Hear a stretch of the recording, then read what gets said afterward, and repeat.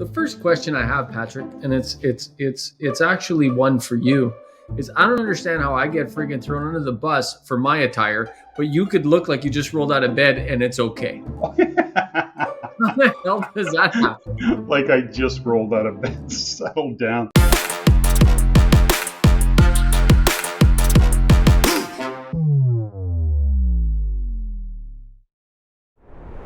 Ladies and gentlemen, welcome to another episode of Rein It In. Today we got an action-packed, fast-paced episode, Patrick. We got 5 sticky notes on my desk. The first one is Sleepy 23. That's the theme that I gave to 2023. I may have been wrong, and I'll tell you why. We're going to talk about the supply crisis going down in this country and how that impacts investors. We're going to talk about the shortage of workers and the vacant jobs that are happening in this country right now at an all-time high. Mortgage rates and bond yields really affecting the real estate market. And where is that going? Where do we see the future of mortgage rates and bond yields? And the final topic will be artificial intelligence, AI, and real estate. Its impact on real estate. What do things and tools like Chat GPT, which is brand new, how is that going to affect things like real estate and us as real estate investors? Are you ready, Patrick? Dude, I am so ready. Great topics. All right, Patrick, first topic is Sleepy 23. You and I did an episode at the beginning of this year. I think it was like January 1st or January 2nd. Actually, I think you were still hungover, so it was probably January 1st. And we talked about our theme, where we thought this year was going. And I kind of dubbed this year Sleepy 23. I thought it would be a very sleepy year. I thought it would just kind of be a very flat year for real estate, given what we went through in the back half of 2022. I'm starting to think I may have been wrong. What? Because now I'm not fully admitting defeat yet, but I'm starting to think that I was a little bit wrong, because what I am seeing is a lot more activity in January than we usually see. Now, could it be a little bit of a backfire, if you will, a little bit of a spurt that's not going to continue throughout the rest of the year? Yeah, could be. But we are seeing some statistics and some charts, Patrick, specifically on like the months of inventory that has declined sharply. We've also seen the 34% of the deals that went through in the back half of January, the last 2 weeks, 34% of them are higher than the list price, meaning above asking. Some of this stuff is, we weren't seeing any of that in the back half of 2022. Interesting start to 2023. Was I wrong about Sleepy 23? Well, I think it's how you define Sleepy 23. How do you define sleepy? So, there's lots of activity, but it's really definitely not the volume of activity that was happening before. Having said that, deals are going through. They're in some cases getting multiple offers. There's a lot of those conversations. But at the end of the day, when we see that supply remains low, we'll talk about that shortly. So is it sleepy? It's still pretty sleepy when you consider that it's a question of volume, even comparatively to pre-COVID or back in 2019. And certainly from a real estate investor perspective, things have slowed down. But overall, I don't think you have to define sleepy in a tighter context. Well, let me define sleepy from my perspective, Patrick. It's kind of like, it's just flat. That's what I meant by Sleepy 23, is just flat, meaning not a whole lot of upside, not a whole lot of downside, just mostly like a flat real estate, a flat stock market. I would define as a sleepy market. It's not a whole lot happening. It's not tearing up. It's not tearing down. There's not a lot of drama around it. It's kind of sleepy. That's what I meant. But that's not what started so far. I've spoken to many people. I'm seeing it firsthand in the market. But I've spoken to many, really big-time realtors, big-time mortgage brokers, and they're getting a lot of action. I'm seeing a lot of realtors that have done more deals in the first part of January than they have done in the first quarter typically. Pretty interesting, given that it's, the economic environment we're in.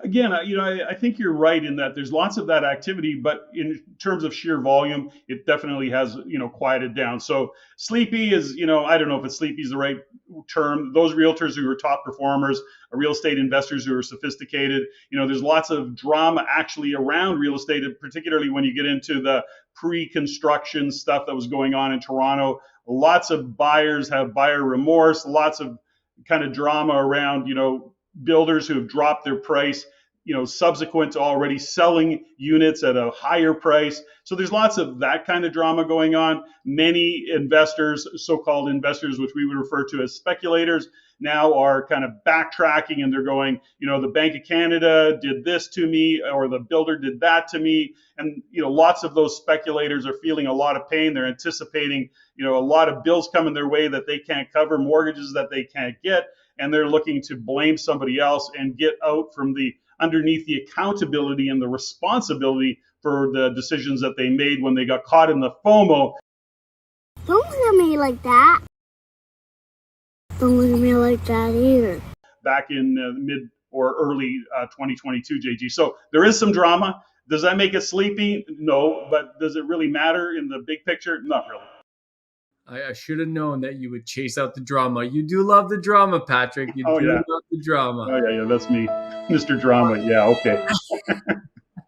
So Sleepy 23, from my perspective, interesting. I made this call at the beginning of January based on the last half of last year, but definitely interesting spurts and starts to this year. Very, very curious. I'm more fascinated than ever to see what happens to the spring market and when the spring market will kick off. Traditionally, the spring market is really determined, Patrick, by a couple things. One is the weather of the region. Like, for example, the spring market of Timmins, Ontario is very different than the spring market of Toronto because Timmins has snow for like 2 extra months other than Toronto. So I'm very fascinated to see where the spring market's going to go. I'm keeping my eye closely on this thing, but I think that and as I merge into another topic of supply and the supply crisis, this concept of Sleepy 23, I may have been wrong, and I will make an official call whether I was wrong in March. I'll tell you that. I'll make that commitment. I'm looking forward to it. All right, Patrick, the topic we want to talk about now is supply. We have a supply crisis in this country. We've talked about it many, many times. My God, the Real Estate Investment Network, Patrick, has literally been talking about this for decades. It's gotten worse, not better, despite all the headlines and the crap that the politicians are spewing out there. It's only getting worse, not better. And now we got some recent statistics that came out to show how the resale inventory is at an all-time low, a 12-year low, and housing starts are down by 25%. We got two great charts on this, and this is a significant issue for Canada's housing market, but this is the opportunity for investors. So anyone listening to this is where the opportunity lives. And also, Patrick, I think this is why I may have been wrong about my Sleepy 23 call, because this is what's providing that floor for pricing and that floor of activity where people are going to jump on what they can because we have such low inventory and supply. Well, there's lots of conversation about the supply issue. Here's the fundamental thing is that everybody's looking for a single reason. They want to, lots of blame going to investors. New stats released around investors and what they've been investing in the East Coast and Maritimes, and the same within British Columbia. Let's put it this way: investors are now being monitored, or they're starting to publish numbers. Stats Canada is starting to publish numbers. So what happens is all those individuals who can't buy that first-time home, or are having trouble finding or buying a home, looking at supply, are now blaming real estate investors. Well, what's interesting about that conversation, of course, is that you need those real estate investors, and I'm talking about the moms, the pops, the individuals who are doing it, not the big corporations that are buying real estate. At the end of the day, it's the individuals, it's the mom pops that are supplying as much as 50% of the rental inventory. So as much as we want to blame, and people are blaming real estate investors for, consuming all the supply when it comes to buying a home, if they weren't consuming supply, then we'd have 500,000 immigrants a year coming into our country with no place to live because they need to rent a piece of property. So, if you look at one side of it, it's, first-time home buyers, they're saying it's all about me. Then you've got renters going, no, it's all about me. I need a place to live that's affordable and that, isn't a closet. And so you got this diversity being caused. Then you got the government saying, well, we have to find somebody to blame too. It's certain that the government's not looking in the mirror going, we're the cause of the problem. Oh, okay. 3 levels of government. Now we're starting to see we'll solve this problem. And I always go back to when you're looking at the government to solve the problem, who were actually the same government that caused the problem, that isn't going to work so well. So we look at it from a real estate investor point of view, forget the politics, forget that drama. there's a huge opportunity for real estate investors in terms of finding those deals and then investing in those properties to be the rental housing providers that we need. And this conversation about supply, Patrick, from our perspective, and you and I talk about this all the time off camera, and it's great that we're having this conversation on camera so we can share with people. Like, Oxford Economics just came out with this report that you were going through and that you shared with the team, and the research team at REIN was going through. And what's fascinating is they're predicting some pretty I'll call them incredible declines in real estate values. They're saying if it goes as bad, and by the way, that's the other thing. But let me continue the thought, and then I'll rewind. Which is, they are predicting, Oxford Economics is predicting, that if it goes as bad as they say it might, prices of real estate could revert back to 2014 levels. Oh my gosh! What I want investors to understand, and if you're sitting there watching this and thinking, JG, how can you keep investing in real estate seeing these kinds of reports? It's because I understand the supply crunch. And Patrick, when you have a supply crunch like we have in this country with no solution in sight, that's the most important thing, no solution in sight, it provides a floor on pricing, because price is determined by supply and demand. And when you don't have supply, automatically the demand is elevated because you don't have supply. So these kinds of reports, and this recent Oxford Economics reports is just one example of these reports that are predicting the market to continue to tumble 30, 40, 50% from where it is today. I think it's absolutely asinine, my perspective. Well, I think you make a good point. And at the end of the day, when you look at Oxford Economics, if you're putting a headline out like that, what are you doing? You're attracting attention to Oxford, which is good for them, good lead gen. So I look at it with a grain of salt. When we look at supply, of course, we keep talking about the demand side of things, which is immigration and what's happening with the population moving around the country, interprovincial migration, et cetera. And then we have to look at the economic fundamentals. I mean, at the end of the day, JG, we keep talking about it.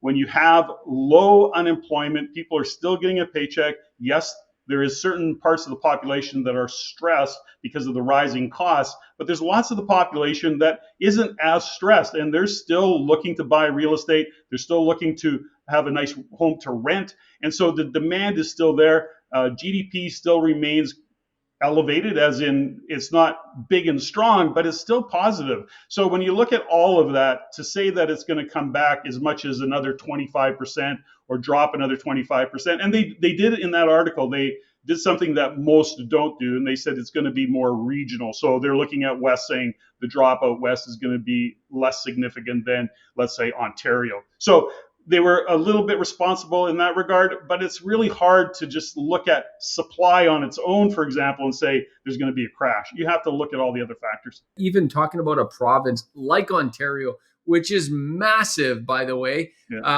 It's very difficult to pin Ontario with paint Ontario with that one brush. Very, very difficult. The point is that this supply crisis that we're in as a country, from a real estate perspective, from my perspective, will provide a floor on pricing, will provide a floor on activity, which is why I sleep well at night, which is why I know that the moves I make today in real estate will pay dividends in 2 years, 5 years, 10 years. I'm not looking at what's happening this month or next month. I'm looking into the future 5, 10, 15, 20 years. And you make a really great point, which is that... Whoa, can you say that again? I don't think I've ever heard you say that before. Okay, JG, you make a really good point. And that is that if you're driven by... Can we rewind this? Can we play that again and again, producers, please? And you make a really great point. Okay, sorry, Patrick. You were saying? Sorry for that. I was saying you make a really good point, because what happens is that in general, the general population reads a headline like this, they buy into it, and they get really afraid, or they get even more confused. Real estate investors have to look past these kinds of headlines and understand that when you really boil things down to what the economic fundamentals are, realizing what influencers are, there's still a great opportunity. This is actually where the opportunity exists, not in the FOMO of a boom cycle. It's in the chaos or the confusion or the uncertainty of a slump cycle. And if real estate investors can just stay focused on what the real data is, what the real numbers are, they can make decisions confidently, and certainly paying attention to the process of investing in real estate the right way. Patrick, you are absolutely right. I'm not afraid to say it. Bang on statement right there. Supply crisis. Not bad. My aim's pretty good today. This supply crisis, by the way, will continue. I could talk about this all day because it is one of the fundamentals of why real estate is such a great investment, but we're going to have to leave it there. We got more to talk about. As you and I know, Patrick, one of the things that drives real estate, and it's the REIN way of investing in real estate, is the economic fundamentals, meaning the economic activity, what's happening in the economy of that region. That's what drives real estate. So as part of this show and every other show we do and every speech we give, we always talk about the economy because the economy is the driving force of real estate, not interest rates. Those are influencers, but it's the economy that really matters. And one of the things we're seeing, Patrick, right now, we got this great chart to show, is the shortage of workers and really the job vacancies that are still very, very elevated, Patrick, way above kind of our average here in Canada, where on average, we're typically about 550,000 vacant jobs. We're still now, even though it's come down a little bit, we're still, I think, over 850,000 vacant jobs, meaning there's still this massive shortage of workers. Now, I think there's a solution to this, which is artificial intelligence, robotics. We're going to talk more about this later. But what are your thoughts on the shortages of workers, and what does it say about the economy today? Well, this goes back to, the conversations and that some of the, like an Oxford economics or even OSFI or other organizations, like some of the big players are going, we have to be concerned about a recession. I think some of that is saber rattling because when you talk that way, people actually keep their hands in their pocket, which then brings inflation down. So there is a psychological, there's the method to the madness is what I'm trying to say. But when we look at workers and the shortages and the employment, the thing is that as long as people are working, I've said it before, they always figure out a way. Now, there is a portion of the population in that kind of lower income that are at the effect of those rising prices. Beyond that, most people are feeling uncomfortable. They're feeling a bit pissed off about it, but it doesn't affect their buying decisions. So the fact is that to have an economic slowdown that's really going to affect real estate, we have to see those unemployment numbers start to come up. Bank of Canada, Tiff Macklem, he's actually saying we need to see a higher unemployment number to slow the economy down. But there's another side to that economically, which is that even with a low unemployment, what we start to see is as costs rise, people do spend less money. That, in fact, will slow the economy down. So as much as Tiff is saying that, on the other side, it's also saying, I'm going to pause raising interest rates to see how this all unfolds. And so I think that's still a good move, by the way, lowering interest rates.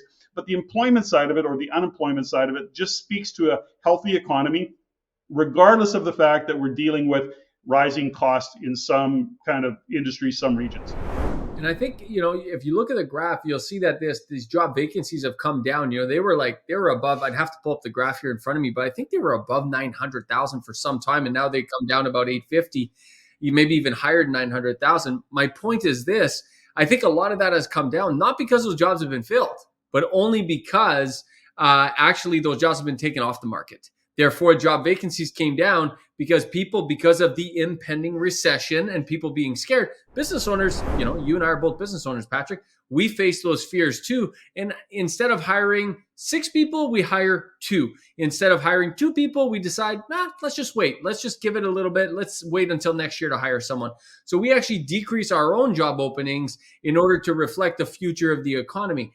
That's why I think job vacancies are coming down, not because they're being filled.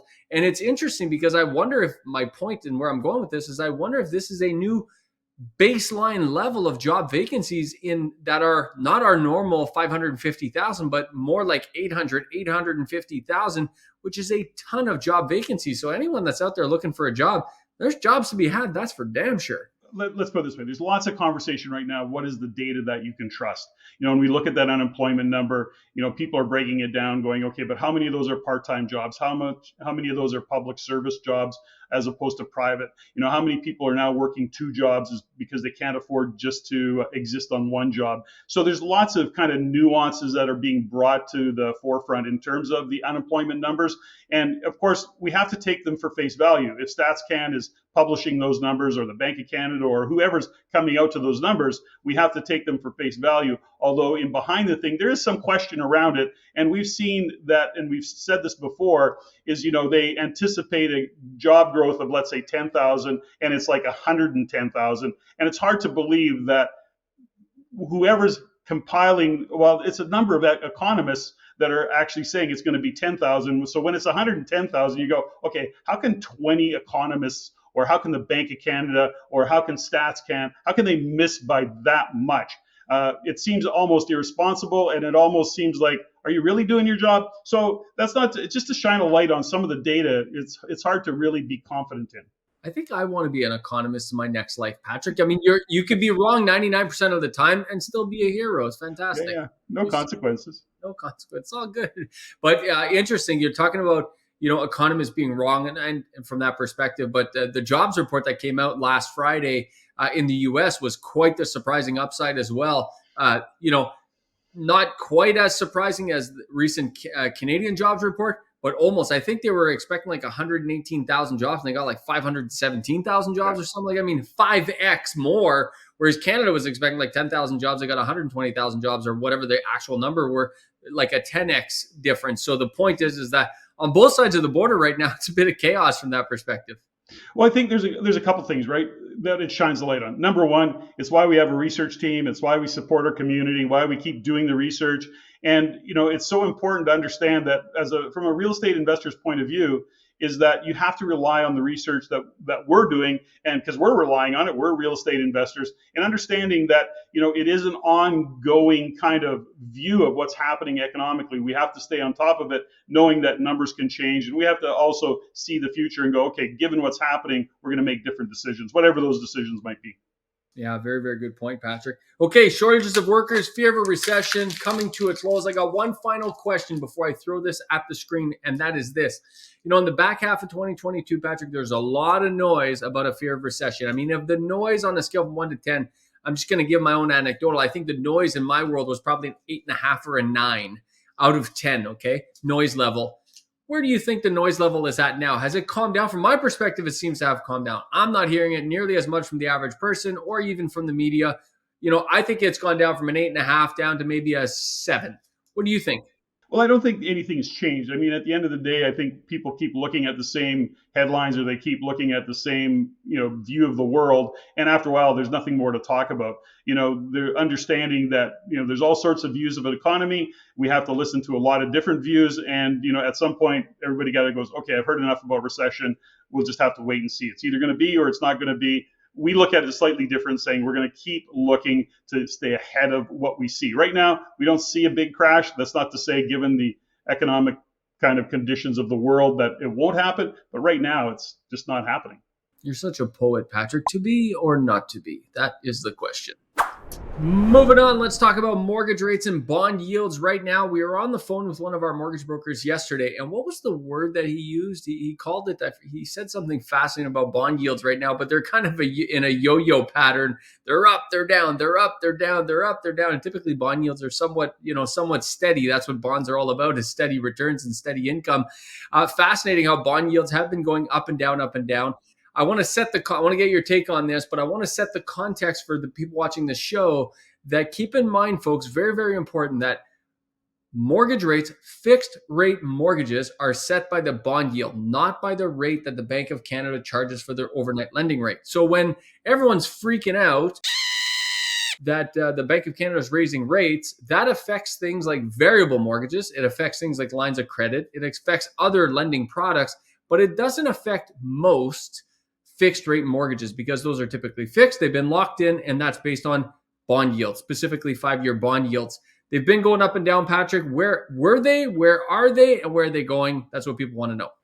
Well, I mean, bond yields, to your point, are up and down. So, the key to all of this is that, for those who are buying real estate, for those who are investing in real estate, you have to sit down with a qualified mortgage broker that can actually guide you based on what your vision is, what your plan is. Because if you're working with a bank, you've got the view of that specific bank and the broker. They're professionals, got it, but they're still, at the end of the day, you're going to end up getting a mortgage with that bank or not, if that's your decision. When you work with an independent mortgage broker, and one who's investor focused and is an investor themselves, they're looking at all of the mortgage lending through a different lens. So the key here, work with an independent mortgage broker who understands. Where do we think rates are going? It's anybody's guess. Bond yields are at the effect of a lot of different things, and I think it's a guessing game to say anything more than, if I was to say, I think fixed rates are going to kind of plateau. They're going to stay right around where they are. So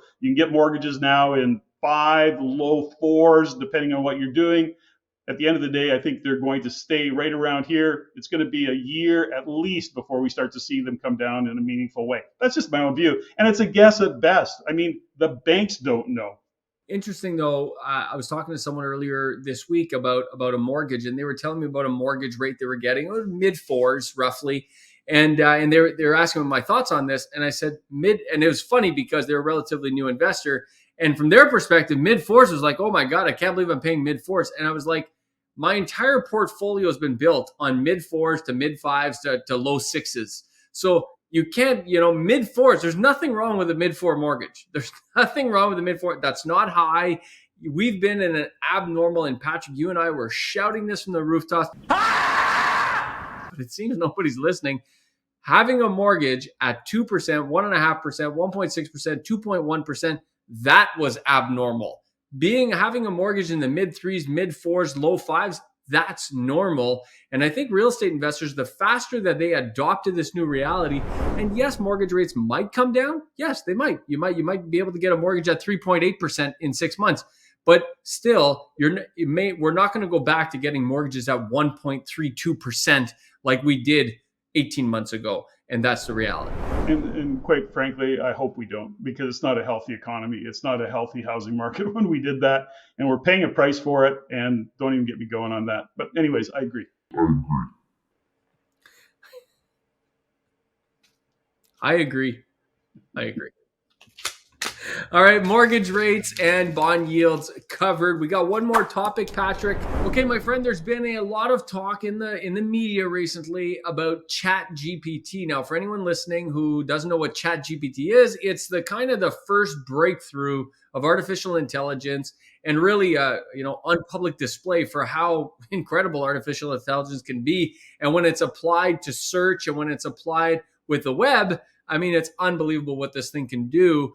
So Chat GPT has awoken the world, if you will, from a perspective of like the possibilities of AI. You and I, Patrick, have been talking about AI. REIN's been talking about AI. I remember hosting conferences in 2018 talking about artificial intelligence and what it would do for real estate. But now people are starting to see how this really comes to light. And it feels like we've been talking about this forever. But quite frankly, it is happening very, very quickly nowadays. And I think this is going to really start affecting real estate investors in a positive way, because I'm the optimist of the show. You're probably going to have a different perspective, but I can't wait to hear it. But how do you see artificial intelligence and real estate coming together? How do you see us using these tools? Where do you think this is going? Let's have a discussion on AI and real estate and how it's going to make us some money.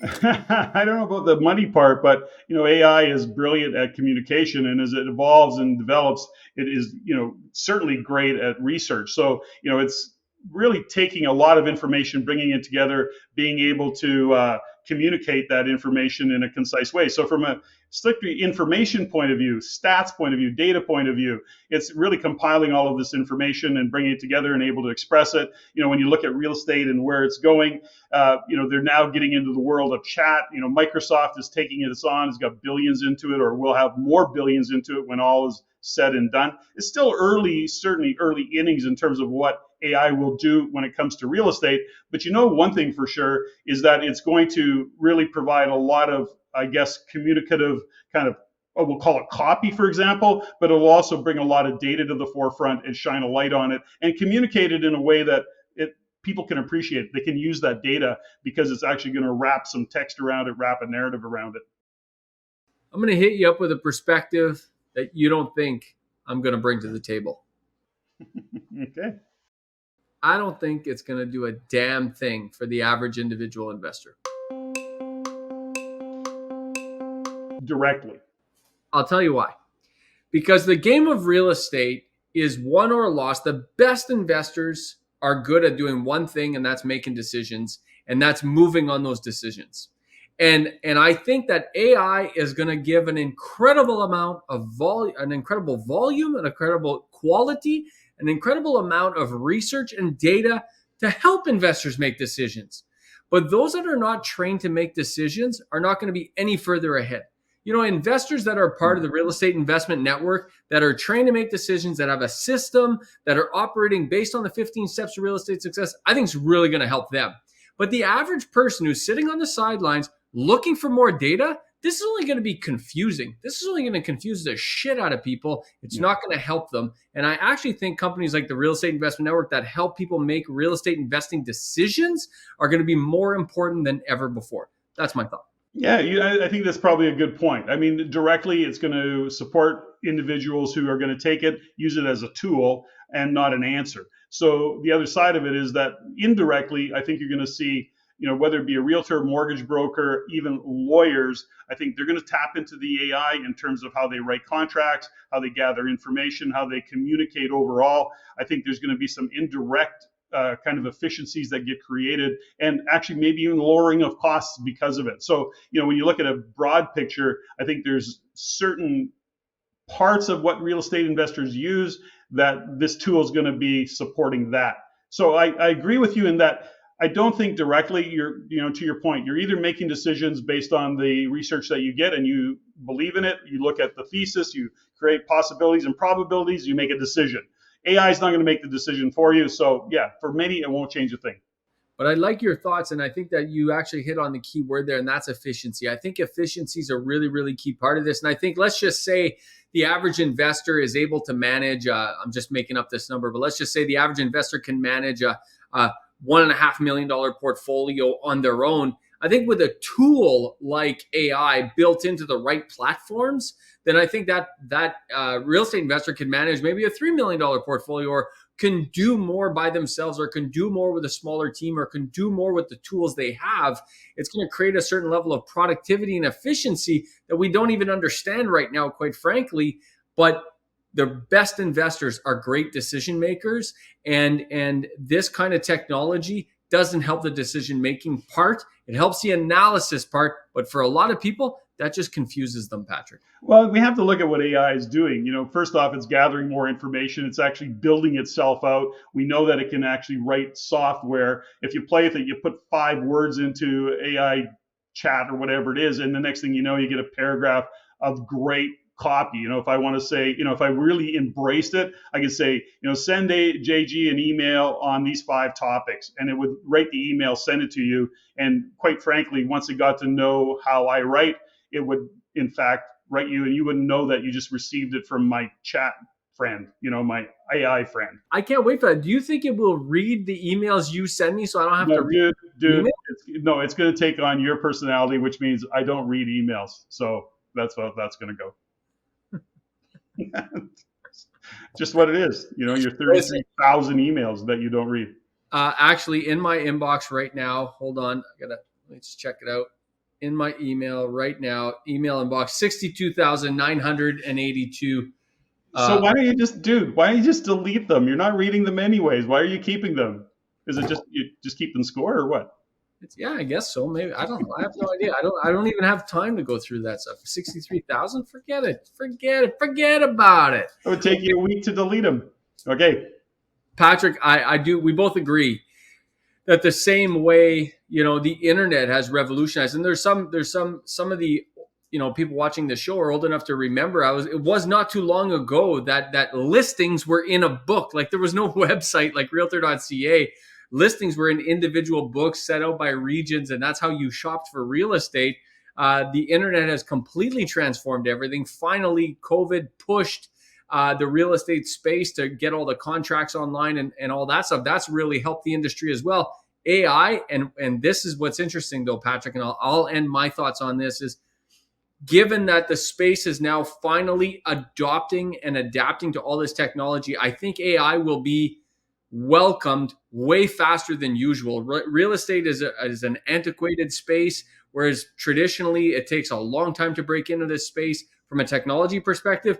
Given what happened with COVID, with things like digital contracts and so on and so forth, I think that AI and blockchain will penetrate the real estate space much faster in the next 2 to 3 years. I think we're going to see big leaps forward. I agree. AI is going to move with a velocity we've never seen before, and we can't comprehend because it's actually building itself out as it gathers information. That's one of the powers of AI. It's not waiting for humans to feed it more information. Once you give it, it's now building itself out. So it's going to move with velocity that we have no comprehension of. We don't even know what it's capable of in the future, the very near future. I mean, they're already have images that is hard to start to distinguish between, is that real a person or is that a chat person, an AI person. So, I mean, and that's today, look at a year from now, look at 2 years from now, and you can start to really imagine that you won't be able to tell the difference. And I'm sure that already exists. It's just that we're not privy to it. We're not in that world. So these are things that are going to change not only the real estate world, but the business world in general. And, to what you were talking about earlier, which is think about the technology jobs that's going to drive, but also consider the jobs that it's going to eliminate. We joke about, copywriters are going to be struggling really quick. I mean, just, thousands of copywriters just became kind of redundant given what anybody can get for copy if they know how to chat into an AI program. Topic for another conversation. I don't think it eliminates a single job. I think it repurposes jobs. I think it creates a lot more jobs than it eliminates. That's a good way to recap it. Yes. Wonderful. AI real estate complete. Oh, that was a good shot. Now I got a problem, Patrick. We're going to end on this, and that is I forgot to throw my Sleepy 23 Post-it note. So I want to do something special here. Open wide. Let me see if I can get it right in there. Let me see. Oh, I missed. I knew you would. If it was a grape, maybe. All right, folks, we hope you've enjoyed this episode of Rein It In. Patrick, we are hosting the upcoming R4 conference, region, rates, recession, real estate. We got a lot to talk about. Why are you excited about this conference? Well, I think that, we've talked about it time and time again right here on Rein It In, and that is that there is a lot of opportunities for real estate investors, for rental housing providers, because at the end of the day, we see what's happening economically, and that's where opportunities exist. We're talking about a real estate slump. We're talking about a possible recession. We're talking about interest rates being uncertain. We're talking about supply, demand. We know there's tons of demand, limited supply. We also could have added a fifth R to the R4, and that would be rents. And at the end of the day, as real estate investors, we know that we've got lots of clients coming in. The key is to surround yourself with the right people, be in a community of like-minded individuals, and then start to get the education you need to make great decisions. You don't need to rely on AI to get the information to make decisions. We can do that for you because we're looking at the economic fundamentals, and we're clearly on the side of real estate is still a great long-term investment, creating that financial future for yourself. R4 conference is going to speak to all of the topics that you need, so that's why you need to be there. Get in now before the price goes up on the tickets, because the price is going up very, very soon. And we'll see you at the upcoming R4 conference.